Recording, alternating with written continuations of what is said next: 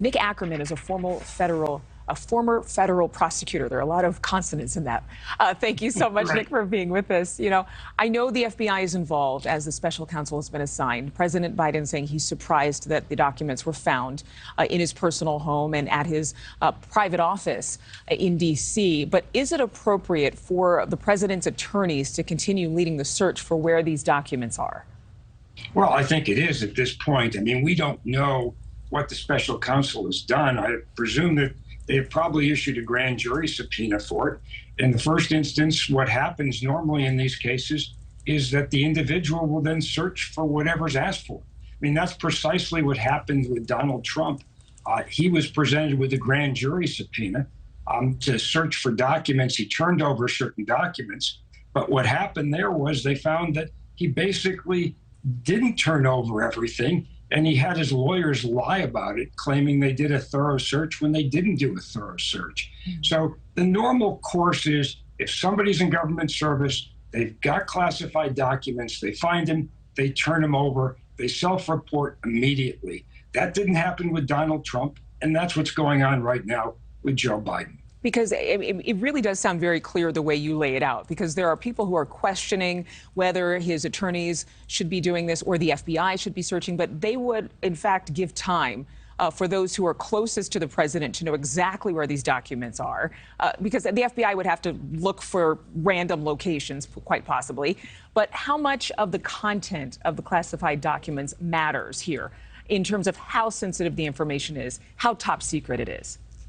Well, of course it matters. I mean, the question is, what happened with it? Did it just sit there, which it seems like it did? And of course, why it was taken is also equally important. I mean, the problem with the Trump situation is that he personally took those documents. He personally directed his attorneys to say there were no further documents when he obviously knew there were, because some of these documents were in his personal safe and in his personal desk. So you're really comparing apples to pumpkins here. I mean, it's completely a different situation factually, at least at this point in time. Now, keep in mind, the only reason we know about this is because President Biden disclosed it to the public. It was disclosed to the public afterwards. And with respect to Donald Trump, I mean, if he had not told the public that he had a search warrant executed at Mar-a-Lago, nobody would have been the wiser, because the Department of Justice does not publicize these kinds of events. Yeah, but there are people who leak that kind of information to the public, and then you've got some explaining to do. I do have one more question for you. In terms of not comparing the two cases, because so many people are saying this is what happened with former President Trump, this is what happened with current President Biden.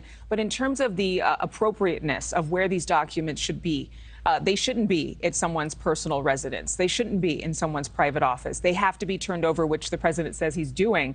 But in terms of legality, could he face any consequences for having these documents for such a long period of time from when he was a sitting vice president?